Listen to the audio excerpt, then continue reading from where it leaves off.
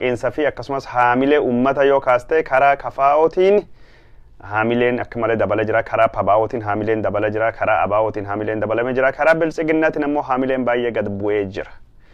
Biltsiginnaa haamileen isaa akka malee gad bu'ee jira. Ihaadigin diigame biltsiginnaan dhalatee jira. Biltsiginnaan waajirri Oromiyaa jechuun biltsiginnaan Oromiyaa jedhamuuf hin jiru waajirattu jira. Waajira federaalii ka biltsiginnaan federaalii Oromiyaa keessatti banatu kasaati fedhe cufu kasaati fedhe abbaa fedhe itti achi kaahee abbaa fedhe achi kaasuu dandayu.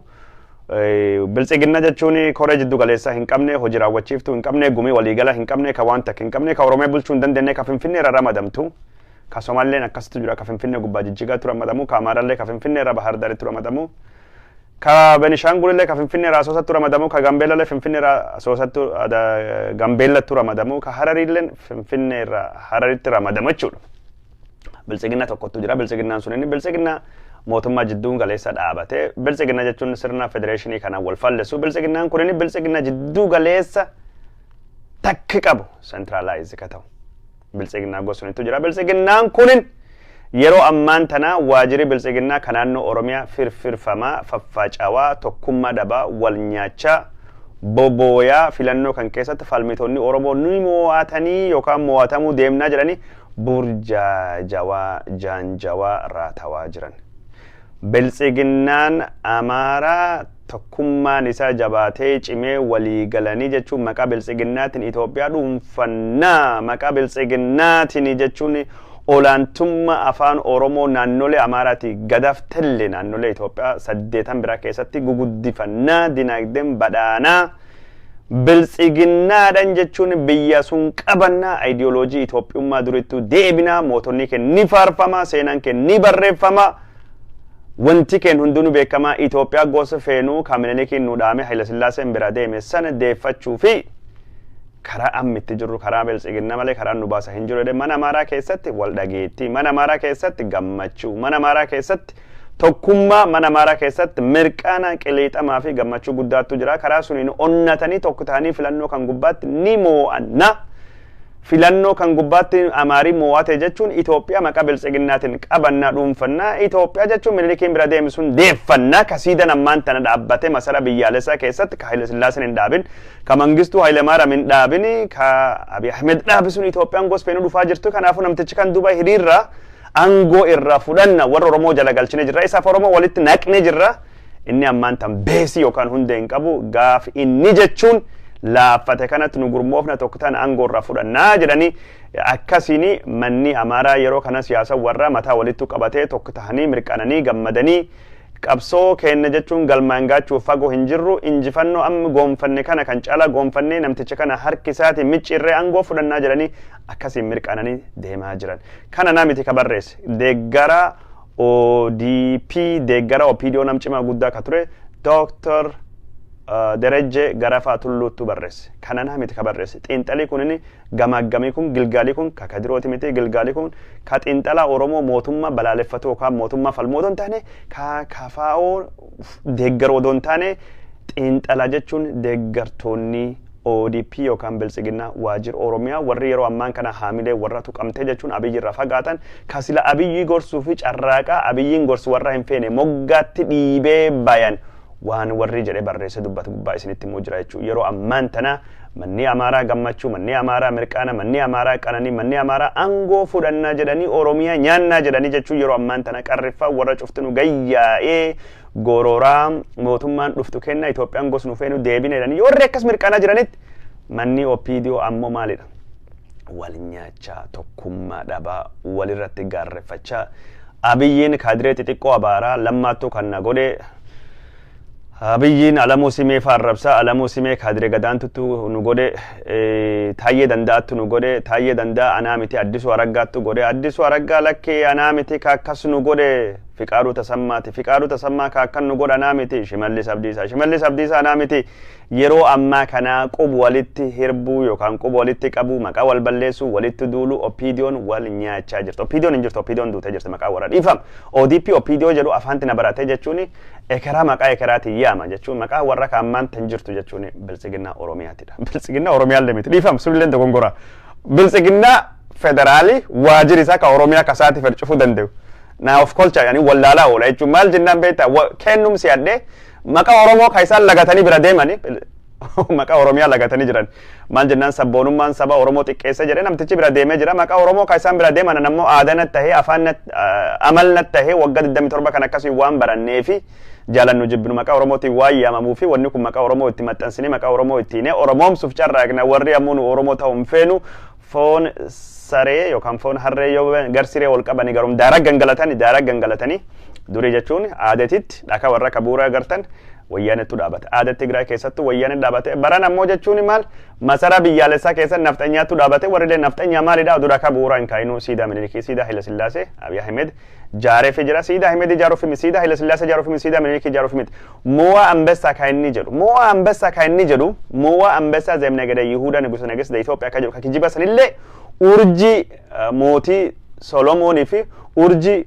mootii Daawud yookaan nabi Daawud illee hunda jalatti godheef jira urjija Israa'el gubbaa dhufanii ka jedhu san godheef jira waan isin ajaa'ibuun beeytanii biyya addunyaa kana kabaja namaatiif reed kaarpeetii godhama reed kaarpeet jechuun mallattoo kabajaatidha mallattoo Yahudaa keessatti ammoo mallattoo Israa'elii keessatti reed kaarpeetii miti buluu kaarpeetitti godhama maal jennaani kitaabii qulqulluun illee yoo fudhatta yoo taatan የእስራኤል አምላክ ጎፍታ እስራኤል ኡፊን ጀዳ ጀቹን እስራኤልን ዋቅራ አርጋምኔ ጀቹን ኑ ኢማና ረቢን ሰሚ ጉባ ኑ ከነ ኑ ኡመተ ሰሚ ጉባ ባክቡ ኡማ ቀቡ ከረቢን ጀለት ኑ ፍለቴ ኑ ቆፋ ጀራኒ ዋና ማነኝ ፊ መለቶ ወራ ቡሌዳ አላባን እስራኤልን ነግሰና ገርተኒ ቡሌፍ አዲዳ ቡሌ ለም ቶክ ጉባን ቡሌ ለማፋ ብሉ ለም ገዲዳን ጅዱን አዲዳ ጀቹዳ አላባ ወራ ቡሌ ጀቹን ማሊዳ አንጎን ኬኝ ዋቅራ ኑ ዱፍቴ filatamu kennu waaqattu nu filate waaqattu nu tolfatedha waaqattu nu filate waaq Israa'elii kofiin jedhu waaqattu jechuun kun jechuun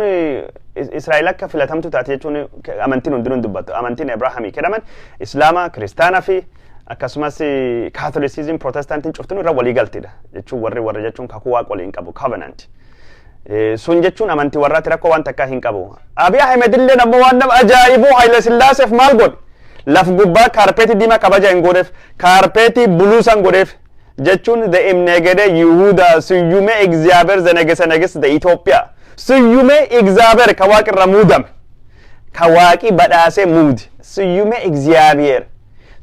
እግዚአብሔር ጀሩ ከዋቂ ሙደ ዋቂ በዳሰ ሰን ሁንዳ ሼኮ ዱሪ ሁንዳ ወሊን ጎዴ ኡርጂ እስራኤል ጉባቱ ጎዴ ቢፈሰሚ ቡሌሰኒ ከሰማያዊ ፓርቲ ሰን warrangoon samii gubbaa dhufu samii gubbaa waaqinu muudee akka nu addunyaa bulchinuu fi waaqi as nu keeyyate beeyta jechuun negisteen kibra negistiin jedhamu Haile Sillaaseen faatii moo ambessa ittiin ufiin jedhan kakijibaa sunini waaqi Israa'elii filate Israa'el adaraa waaqaa yookaan amaanaa waaqaa kakuu waan cabsitee fi kakuun sunini warri bira deemte habashaa yookaan harka amaaraa kuftee nu addunyaa bulchuu fi amaanaan nu kennameedha ka warri jedhu an kitaaba barreessa jira kitaabii kijibaa gaaf banii dubbistani kun kibra negistachuun kanan amaana waaqa nuurra nu kennamte nu angoon ken waaqirra dhufte angoon ken qubaan hin filatamnu jedha sheekko qoosaa kana heera Haile Sillaasee kabar 1931 keessatti jechuun mootii Haile Sillaasee mootitti jechuun mootii Saabatii fi mootii Solomoon ka Israa'elii gubbaa dhalatee jirani warri jechuun kashlabbummaa yookaan ammoo jechuun akka gariitti jechuun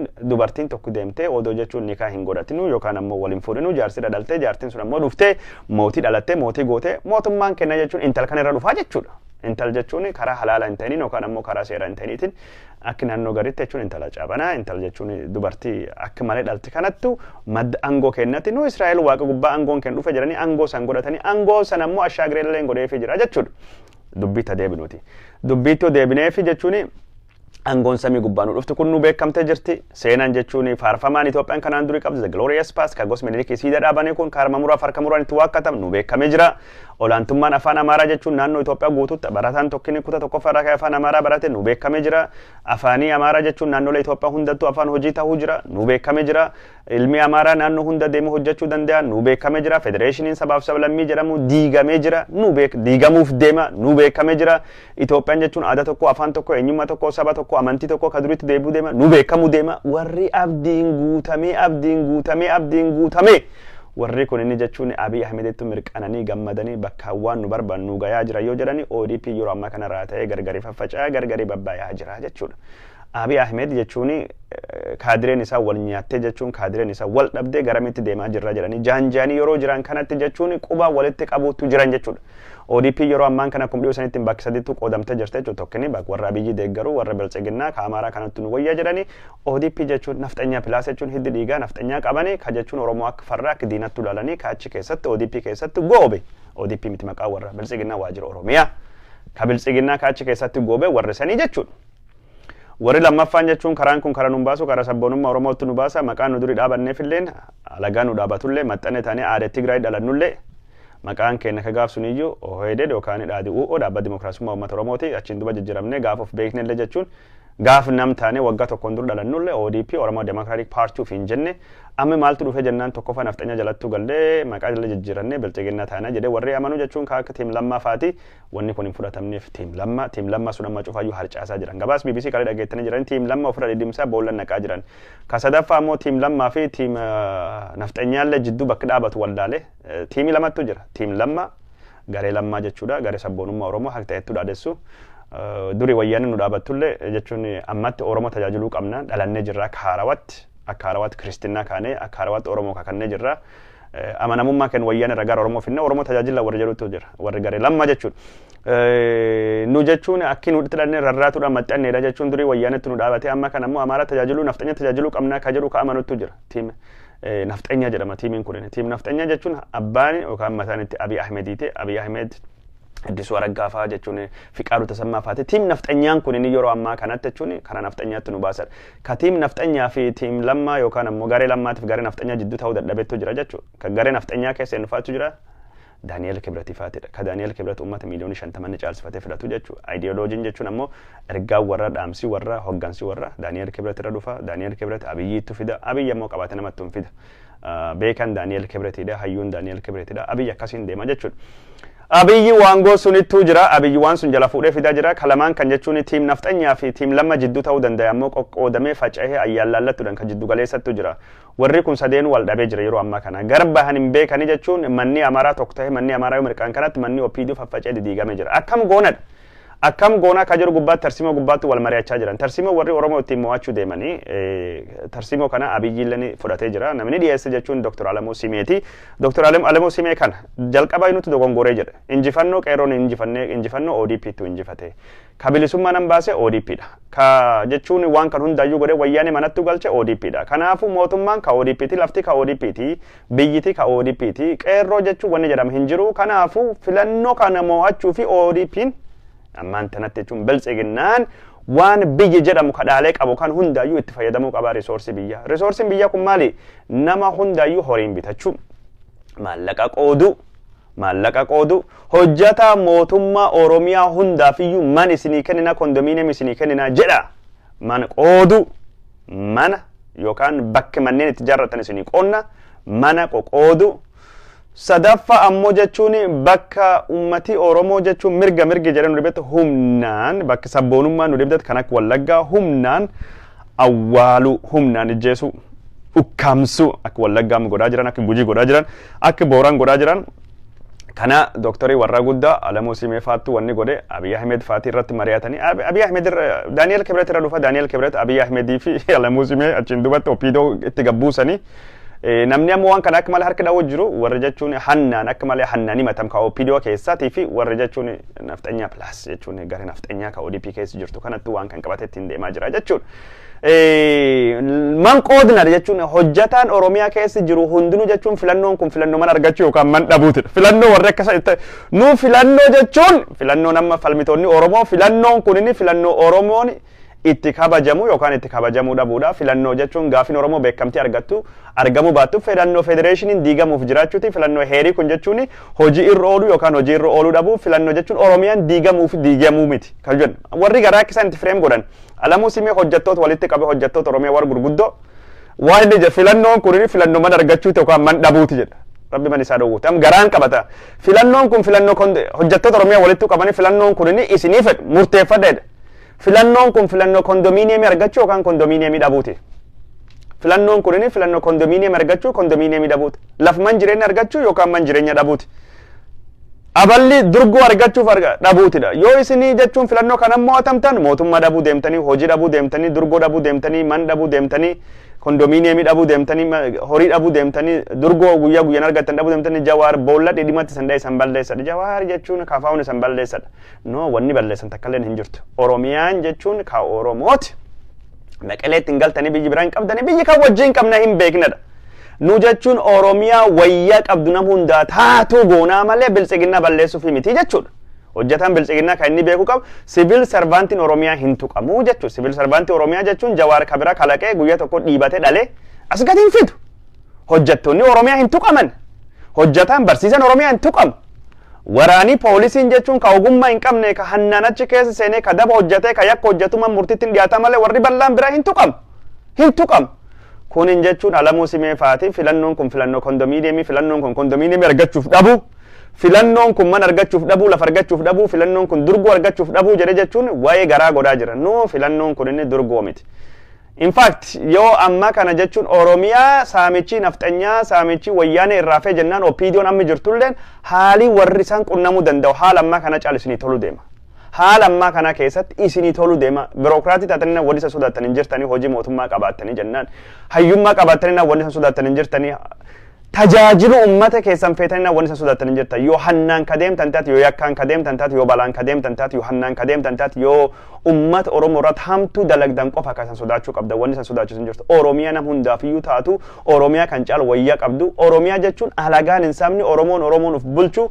Oromoon jechuun risoorsii isa gubbaatti abbaa tahee Oromoon jechuun waan isa waliin nyaatu ka cufti itti waliin badhaadhu ka cufti itti waliin gabbatu ittiin misoomu ka harmee Oromiyaan ittiin saamamne Oromiyaa gosuun dhaabuu barbaadan malee Oromiyaa jechuun biltsiginnaa ariyaanii balleessanii lafirra fixanii ijjeessanii manidhaattu galchanii lafirra hirkisanii miti. Kun hin jirtu. Hojjetaan siviil servisii Oromiyaa ka biraa hin dhaabbatu. Ka uumammaa kanattu tajaajilame kanumattu jechuun itti fayyadamuu deemna yakkamaa fi hattuu fi saamtuu fi ka uummata miidheessun jechuun murtiif dhiyaachuu deema sun haqaadha sun dhugaadha garum kamiyyuu keessatti. Accountability jiraachuu qaba itti gaafatamummaan jiraachuu qaba. Waraanilleen jechuun poolisiilleen yakkamaa waan dabartu poolisiin Oromiyaa itti fufa poolisii biraa leenjisuun deemanii waraan biraa leenjisuun deemanii milishaan Oromoo itti fufaa jechuudha. Wanni opiidiyoon ammaan kan haasoftu jechuun filannoon kunini kondominiyeemii argachuuf dhabuu keessan murteessaa filannoon kunini lafa argachuuf dhabuu deemuu keessan mirkaneessaa filannoon kun jechuun mana argachuuf dhabuu keessan mirkaneessaa filannoon kun jechuun guddachuu dhabuu keessan mirkaneessaa miti lakki yoo haqaan dhugaan kaman argachuu qabdan taate gaafa mootummaan Oromoo ka dhugaa dhufallee manin argattan gaafa mootummaan ka haqaa ka Oromoo dhufallee jechuun kondominiyeemii argattan yoo argachuu qabaattan.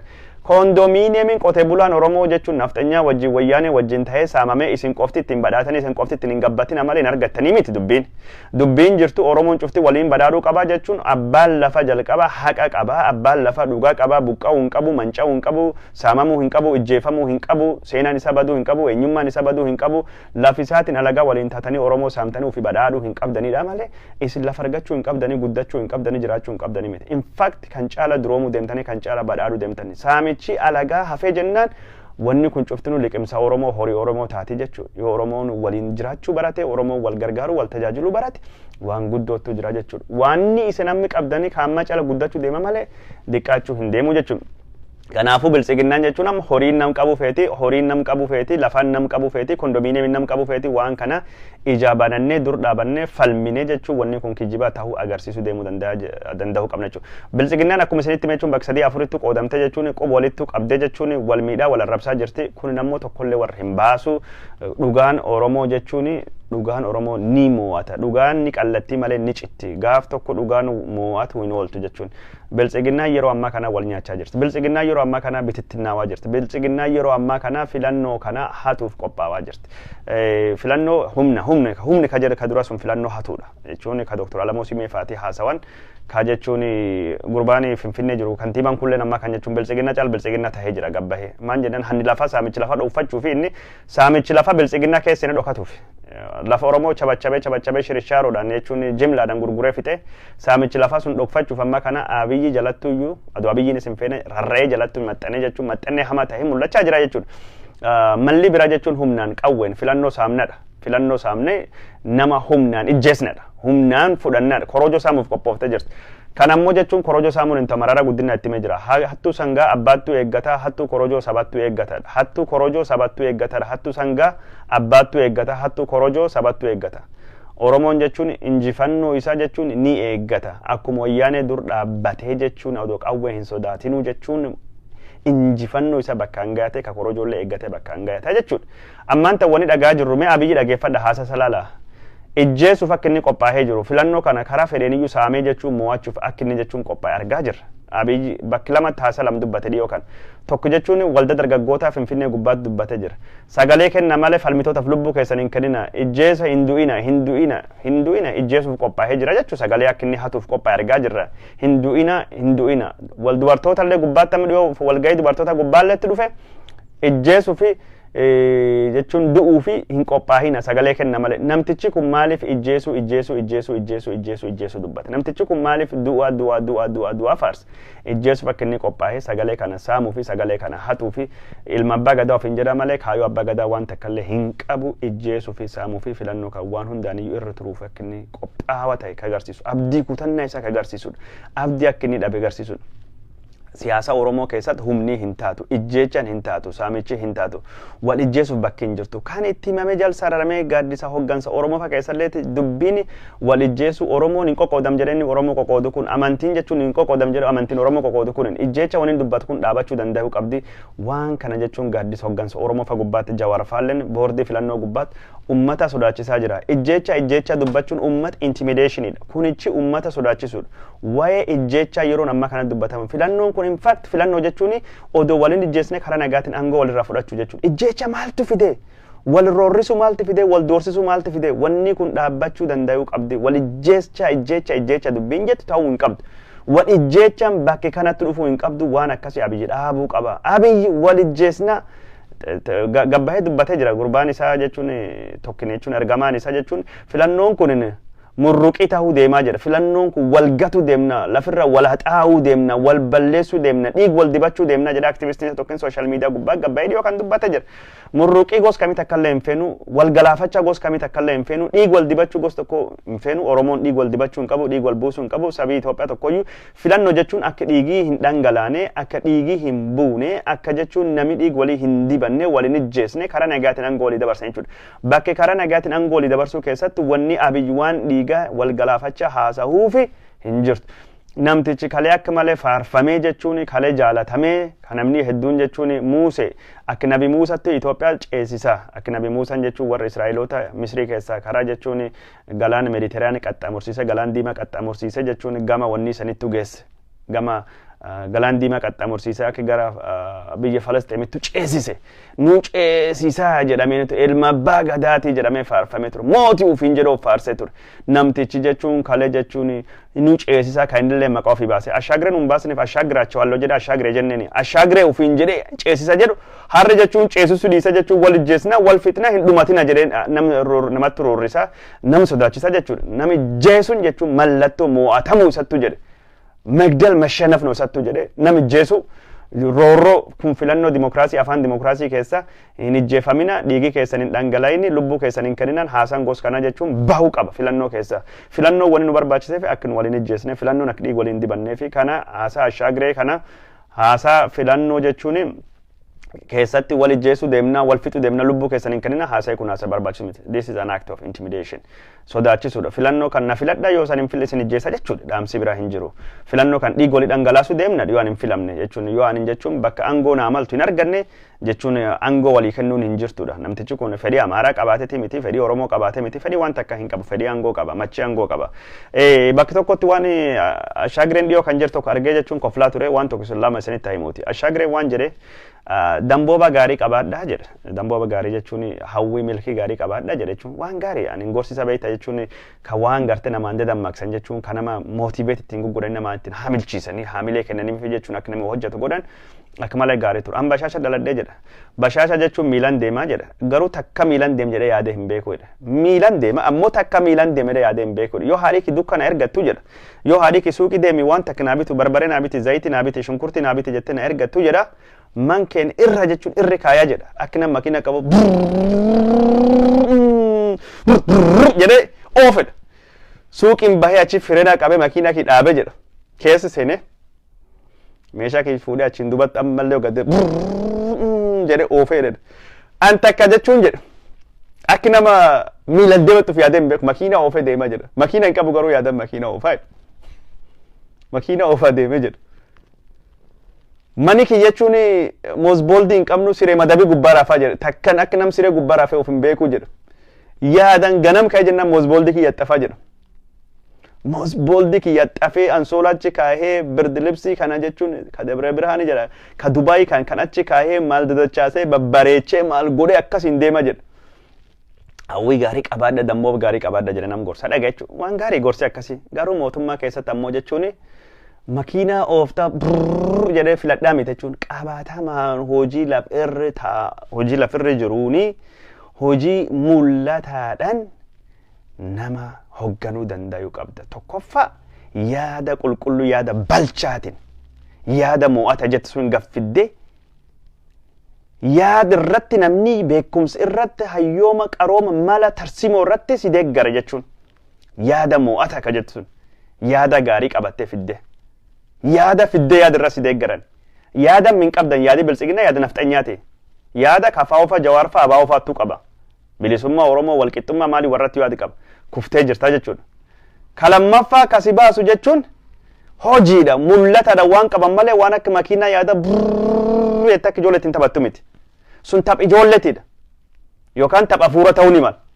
Mootummaa waan qabataman achievement and delivery waan qabatamaa waan mul'ata hojjechuudhaan mootummaan kan lamaan hin madaalama yookaan qulqullinni yaadatiin mootummaan kun yaada balchaa yaada qulqulluu qaba.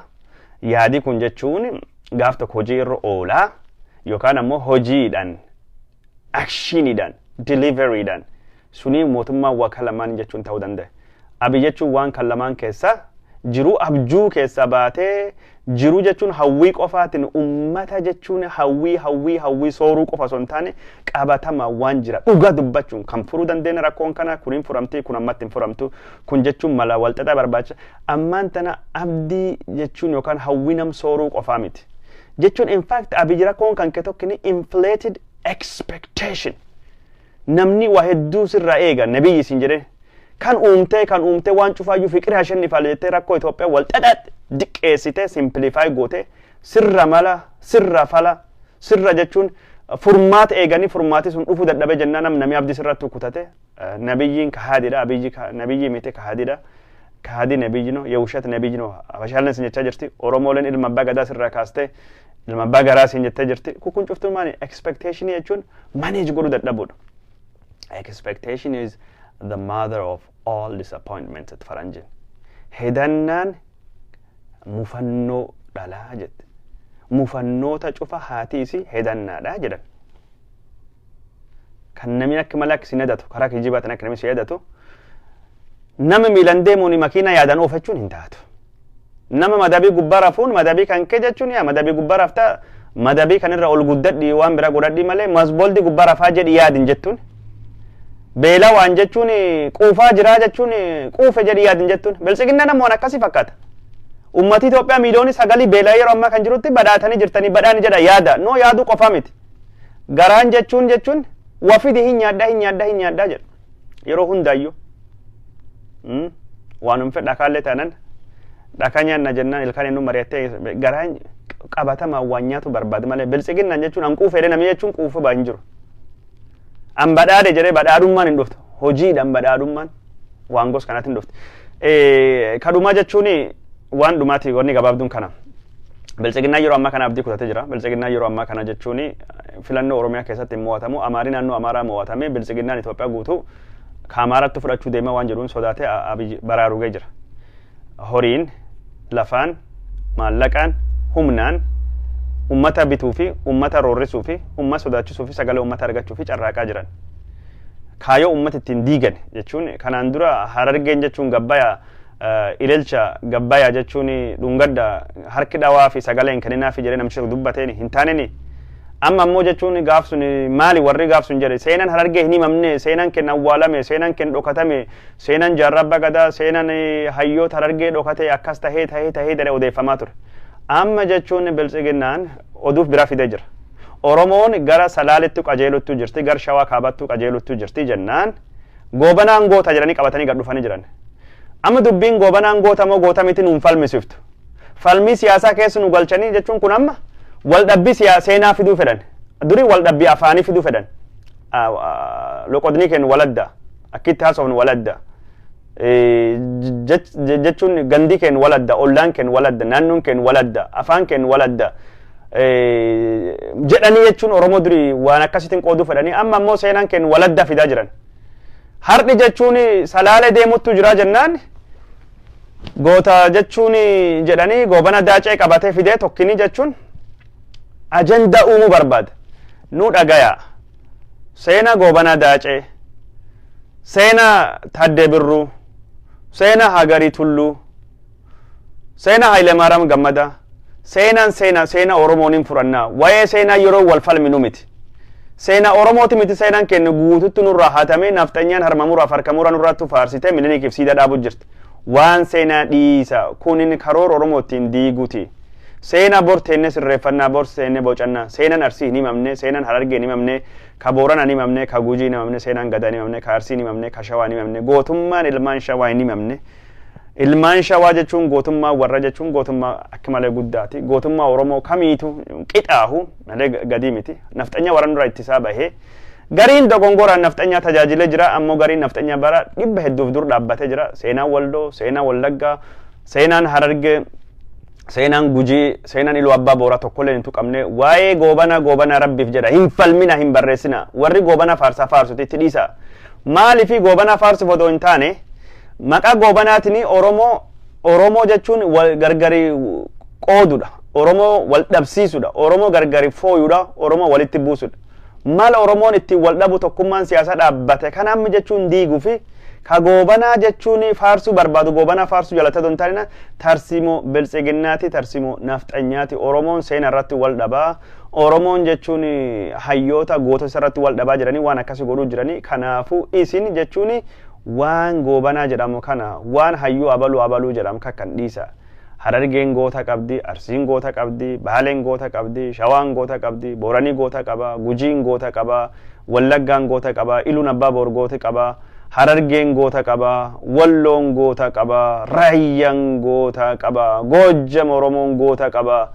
Hundinuu Oromoon Matakkali goota qaba. Goototni kun cuftinuu goota kenna. Namni garii jechuun wal caalaa goota. Namni garii jechuun goota tahee dabaanii alagaa tajaajiluu danda'a. Ni sirreeffannaa. Seenaan goobanaa wanni waggaa 100 fi wayiin dura tahee wal nun dhabsiisu rakkoo hamaattu jira. Rakkoo hamaattu jira. Rakkoo hamaattu jira. Rakkoo hamaattu jira. Warri barammaan kana cunqursa itti fufsiisuu fedhuttu jechuun ka jechuun maqaa Oromootiin aangootti dhufetti akka Oromoo waan waggaa 100 irratti wal dhabee waan har'a dagatu waan borii dagatu barbaadan. Ka hardhaati kanu dhibuu jiru. Ka boriitu kanu dhibu. Ka hardhaati kanu dhibu. Oromoo didiiguu fi jechuun ammoo ni jenne. Jimmaan goota gurguddoo qaqqaba. Jimmaan jechuun jimmaan honaminaan jedhe. Jimmaan biyya gootota, Jimmaan biyya Abbaa Jifaariiti, biyya Abbaa Gaamoliiti. Jimmaan biyya jechuun hayyootatiidha jechuudha. Hayyuu jechuun Haile Sillaasee lolee ari'ee jechuun ilma Abbaa Jifaar jechuun san hunda yaadan gaafa waraana addunyaa lammaffaa Abbaa Joobir. Abbaan Joobir goota akka malee cimaatiin beekaniin oduu Xaaliyaaniin dhufinu Haile Sillaasee ari'ee jechuun Jimma keessa ari'e. Jimma keessa Haile Sillaasee warri waraana isaa ari'ee isteeta bunaan badhaatu Jimmaa to'atee jechuun gaafa bara 1936 Oromoon Oromiyaa lixaa mootummaa dhaabatan magaalii warra guddoon Jimmaa turte. Maaliif jechuun hoggansa hayyummaa Oromoon Jimmaa qabdu sunitti fide jechuudha. Oromoon Jimmaa